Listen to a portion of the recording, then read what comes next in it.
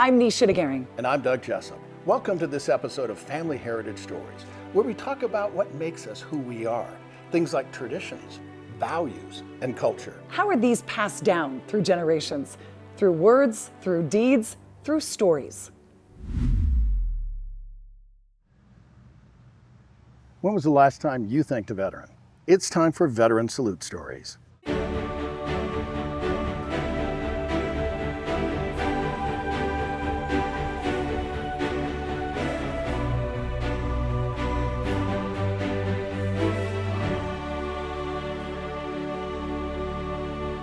Well, I was a U.S. Marine, and the reason why I was in the Marine Corps was because I was trying to figure out a way to go to college when I was in high school. And only one recruiter came to that little single-A high school up in the mountains of Colorado, happened to be a Marine. Wish I had a better story about that. But after I signed up, and I was underage, so my parents had to sign for me as well, everyone was asking me, why would I choose the hardest, most challenging one? And my answer was, aren't there thousands of them? If they could do it, why can't I? So that's the reason how I got in initially, was trying to get help for school. Tell me part of your journey as a Marine. Well, it was a long 33-year journey.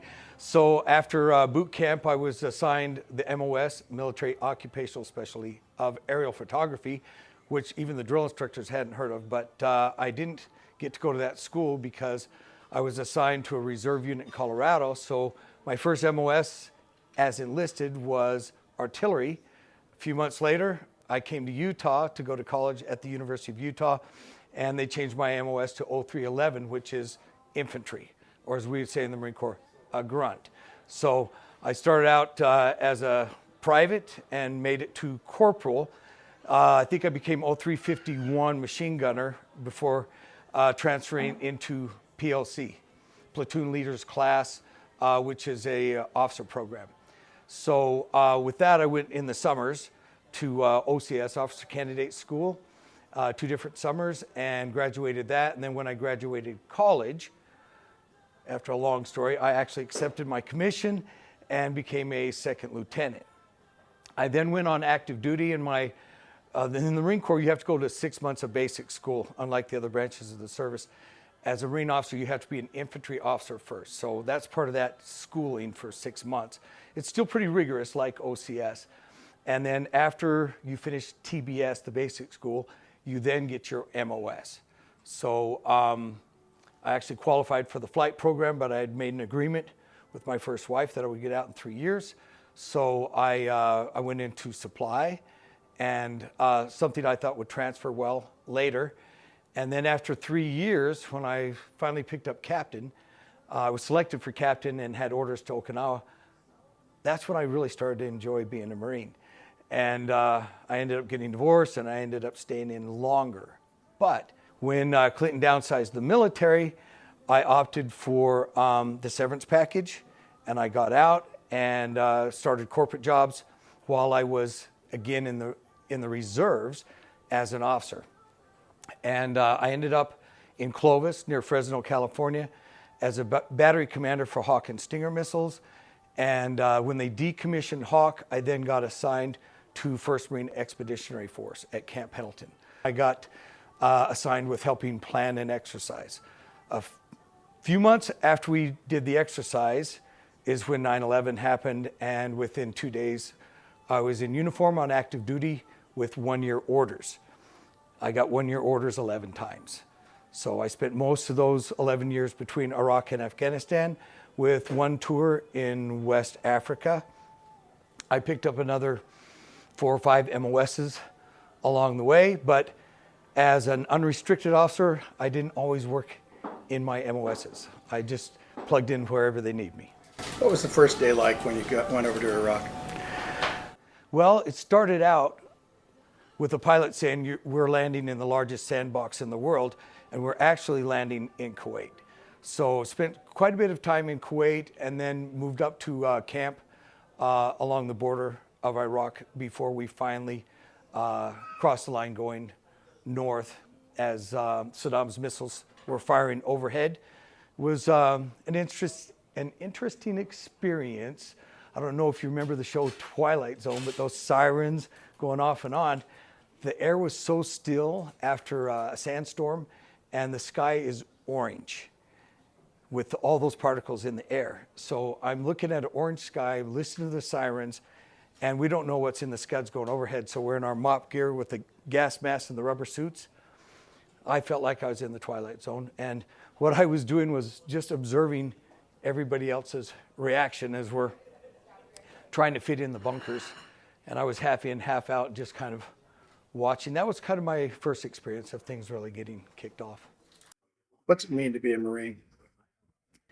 Well, I suppose that means a lot of things, and it means different things to different people, I'm sure. But for me, not knowing what I was getting into in the beginning, part of the training in Marine Corps boot camp, besides discipline, is the heritage, is the history behind what it is to be a Marine. And so there's a lot of pride involved in that. But there's a lot of sacrifice too, and there's a lot of loyalty that you wouldn't expect to have. So there is a bond, there is a brotherhood with any of the services. I'm sure they experience the same thing, but Marines tend to be a little more extreme, maybe in good ways, maybe in bad ways. But there's a lot of pride about what it means to be a Marine. When I do things for family and others, I honestly enjoy it. It's what I live for. You got a tattoo on your arm.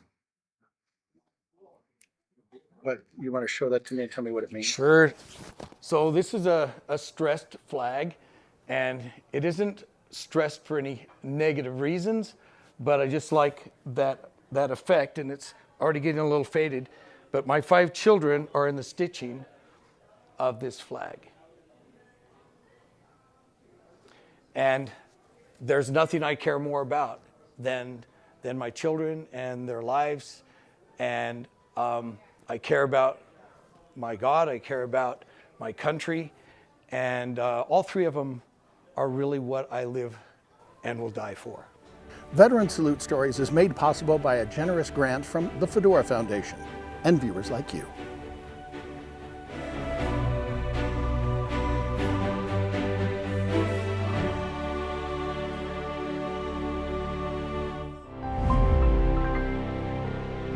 There's something special about memories.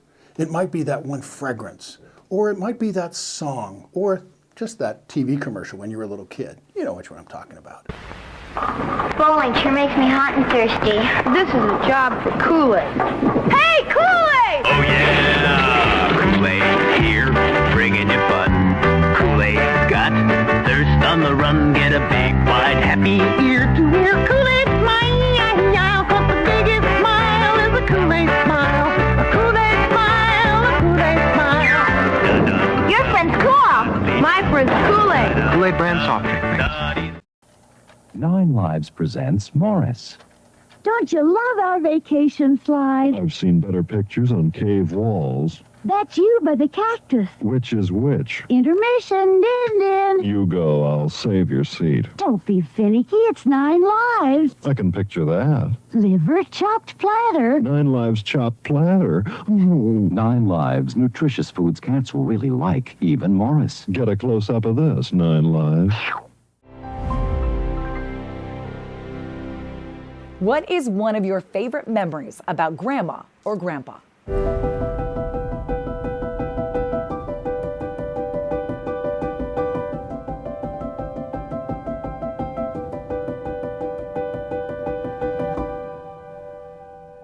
So she's lived in the same house over in Kingston.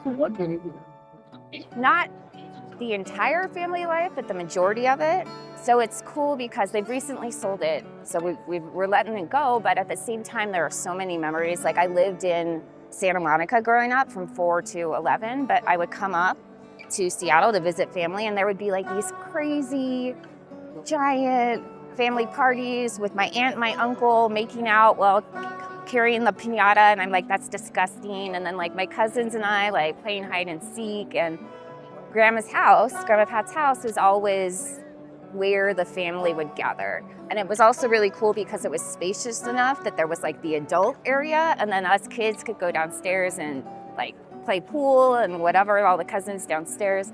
And it meant a lot to me because I think I was only up there maybe 4 or 5 times while I was growing up.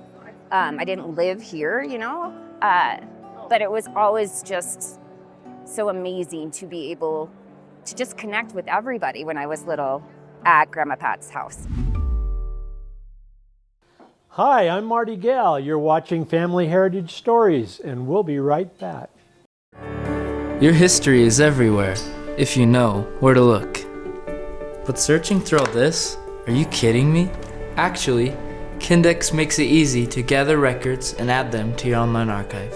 So everyone can jump in and index their records, making every word searchable. With Kindex, I know them anyway.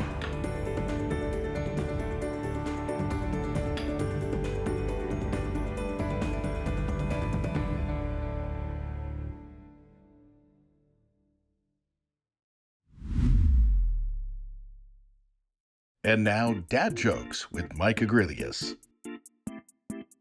Where does a killer whale go to fix its overbite?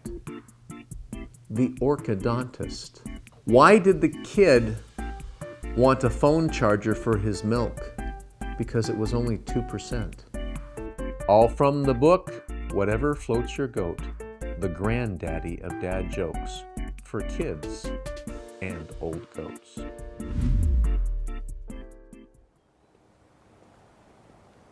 Hi, this is Doug Jessop.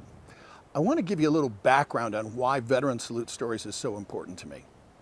A while back, a group of Vietnam veterans came to Salt Lake City for a reunion. And one of the wives called up and said, "Hey, Doug, can you do this interview?" I said, "I would love to." So I got these 6 guys flying in from all over the country. The 159th Dust Off Medical Evacuation Helicopter Unit from Vietnam. We're talking medics and pilots of Hueys. To give you an idea, they took the guns off the ship, okay, so that they could get more patients on there.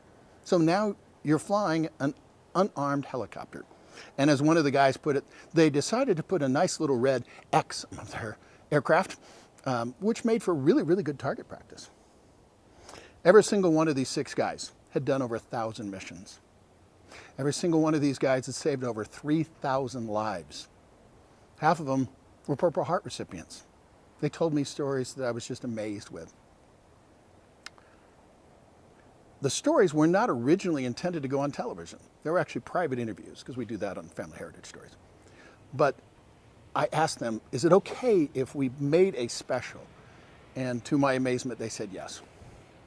Well, it went out there, and people like you responded phenomenally well. And then we also put it online. And something about a month later happened that was just like, wow. We posted these 6 stories. Not 1, not 2, but 3 of the stories had comments on them. And I'm a news guy, so I had to fact check. And so I asked these guys, hey, has anybody heard of this person, this person, and this person? Oh yeah, oh yeah. The comments were things like, this was the guy that gave me my orientation on the first day coming into Vietnam. He's the reason that I came home alive. Another one was saying, this guy literally saved my life. Wow. The power of stories is incredible. Fast forward, recently, one of the gentlemen lives in Kansas City. And the folks from the Heartland Honor Flight saw the story. And they contacted this gentleman. And so he just came back, gave me a whole bunch of pictures. He was able to lay a wreath on the tomb of the unknown soldier. All because of a story right here on TV and online. That's the reason, the power of stories. And that's the reason we started Veteran Salute Stories, and that's why we're asking for your help from veteransalutestories.org. Thank you very much. This is Lieutenant Colonel Lon Von Barr. You're watching Family Heritage Stories. Stick around, we'll be right back. About 22 years ago, we were talking in the marketing discussions about we should have a jingle. And so we thought, well, who are we? What are we about? And if somebody was in their garden, what would they be thinking? And so we the marketing director, she wrote it, and then we worked on it for a couple more months, and we got it just right. And then we had someone take it to Missouri and had a professional singer sing it, and we used to put that on the radio. But you know what? I decided that I learned the song and I'm going to sing it. So here we go. Great gardens begin right here. Beautiful flowers year after year. So much to choose from, so much to see. So much fun for my garden and me. For the best selection of plants and trees. Come on in and you will see why every day's a great day at Mill Creek Gardens. Ba ba ba ba. The name of the show is Family Heritage Stories. What does heritage mean to you?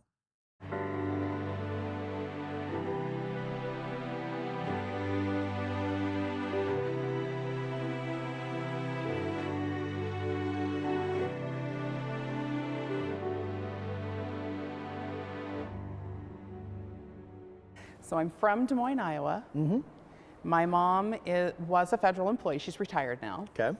Moved us to Lincoln, Nebraska in the 2nd grade, stayed till the 8th grade, and then we moved here to Utah in the 8th grade. Okay. So I'm a Midwest girl. Iowa. Okay. I have ancestors from Iowa, so I get it. Okay. Nebraska? Yeah. Okay. A little bit of Nebraska. How in the world do you, and don't say train, plane, or automobile, but how in the world do you get from Nebraska to Utah? Hey, it's, you know, the federal government is just like a military child, okay, right? Federal government. Okay, you move quite a bit and you move for promotions, and that's what we did. Gotcha. Okay. So, what was life growing up in Iowa? Simple. I loved it. I enjoy the people. I enjoy the culture. I think that it has a nice, well-rounded culture, and my family was there. You know, so it was nice. I enjoyed it. So, you have an interesting name. Yes. And you know, I have to admit, the first time I met you, I thought you were Hawaiian. Right. Okay, because The name's Hawaiian. Kamea. Okay, now admittedly, I got to do the Kamea because King Kamea. Right. You know, but right. So is there a story behind the name? You know, my mom worked for Social Security, and she saw the name come across her desk in a file. Really? And she was pregnant, and she said, "I absolutely love this." And so I, half black, half white. Okay. My mom's half Irish, half Italian. My dad's African American, but he has a lot of native blood, right? And so I have a Hawaiian name. Yeah, what the heck? It's a great conversation piece. Specifically, once I moved here and we have such a large Polynesian population, right. I fit in just fine, right? I think it's been fun. Now, I have some native background as well. I noticed that you're wearing a very colorful piece there. Do tell. Was that on purpose or accident? Or I love it. I was married for 24 years. My ex-husband is Navajo Indian, and my children are Navajo Indian. Okay. I love the culture. Obviously, I embrace the culture, and I make sure that my children know exactly who they are. And I think their culture is beautiful. You know, I have native blood, and I love the culture. I love the things that make us different, but yet somehow the same. There is a lot you can learn about traditions, values, and culture when you travel.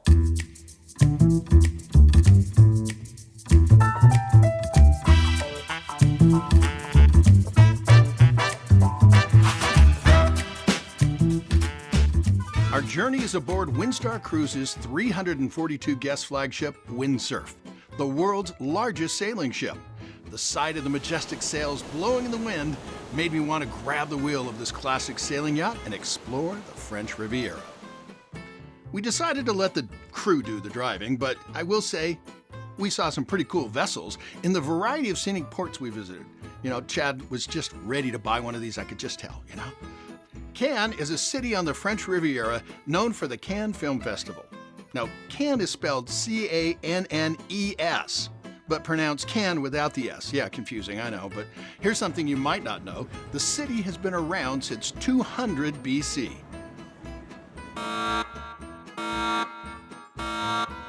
Of course, when you're in France, you need to have French fries, right? So, I have to admit it, we stopped at McDonald's and got some pommes frites. Fancy word for saying French fries. It's nice in Nice. It's spelled N-I-C-E, but pronounced like the daughter of your brother or sister. Oh boy. Anyway, as the TV hat man, I could not resist getting a new beret. Chad and Rhea joined me and my wife on this cruise, so I do have to admit, Chad looked pretty darn good wearing my beret. The views overlooking the town of Cassis were incredible.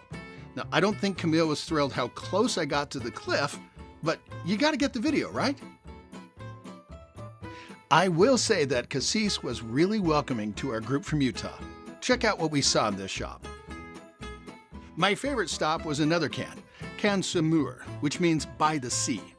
A number of French Impressionist painters, including Pierre-Auguste Renoir, called this beautiful seaside village home. There are a number of stops in town where you can see the views that famous artists painted. I decided to put away my paint by numbers, but yeah, you know, that's another story. As a history buff, it was interesting to tour medieval Chateau Grimaldi Castle that defended this port city since the 14th century. Sailing on the windsurf was an adventure I recommend.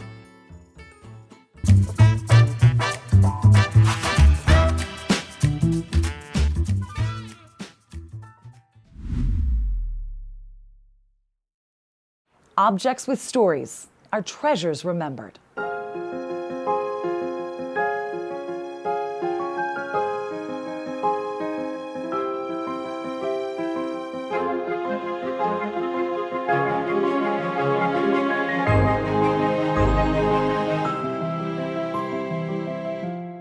Objects with stories are treasures remembered. And I'm pretty sure Brandon has got some pretty cool treasures. Here you have the bomb case from the series Lost. The passport of Dr. Jack Shepard, who is the principal character on Lost, along with his flight passes. Hey! What's your name? Jack!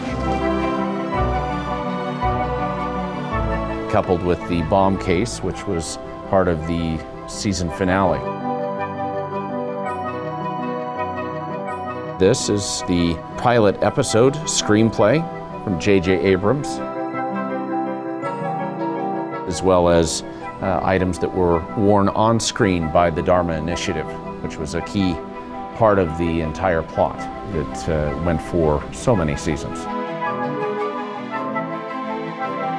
Objects with stories are treasures remembered. I'm pretty sure he's got a bunch, but this one from Lost, I think's a winner.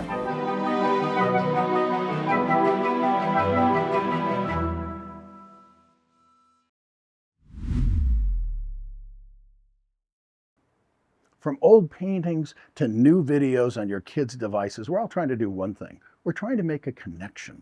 It's the power of stories. How powerful are stories? We asked Maura. It's priceless. It's priceless to me because when I was first sitting with the guys listening to their stories, it's something you just can't get back. And there's a lot of stories I wish I would have had recorded from my dad, my mom, my grandparents. So at least we were able to get these stories recorded. And to have them videoed and digitized is key, because the younger generation, you know, sitting with my nephews, doing homework with them over COVID, they weren't looking at books, they were looking at screens, and they can look at this on a screen. Everyone has a story. Sometimes those stories are told through music.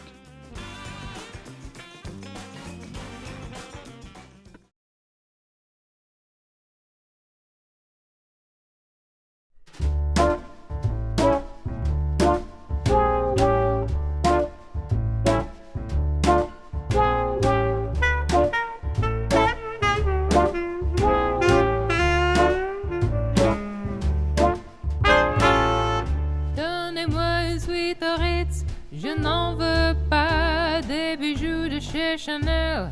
Je n'en veux pas, donnez-moi une limousine. J'en ferai quoi? Offrez-moi du personnel. J'en ferai quoi? Un manoir à Neuchâtel. Neuchâtel. Ce n'est pas pour moi, offre-moi la tour Eiffel, j'en ferai quoi? Je veux de l'amour, de la joie, de la bonne humeur. Ce n'est pas votre argent qui fera mon bonheur. Moi, je veux crever la main sur le cœur. Allons ensemble découvrir ma liberté. Oubliez donc tous vos clichés. Bienvenue dans ma réalité.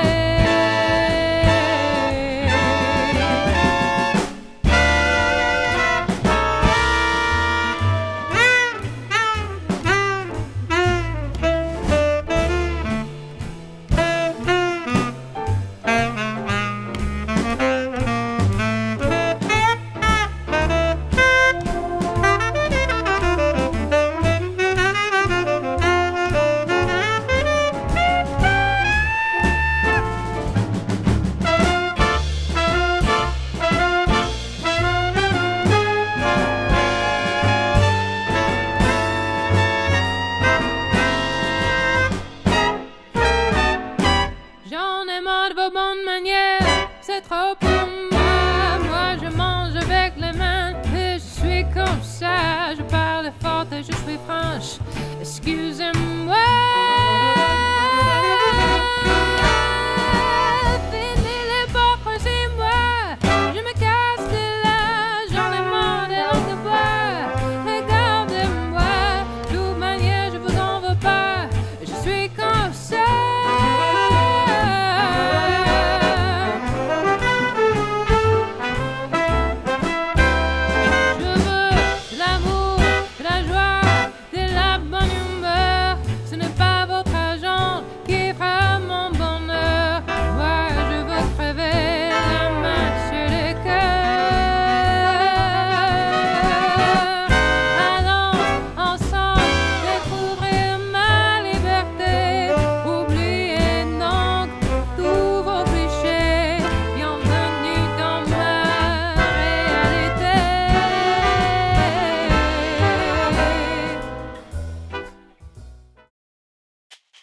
What makes you smile? Spry mouthwash helps me smile. I think it might help you too.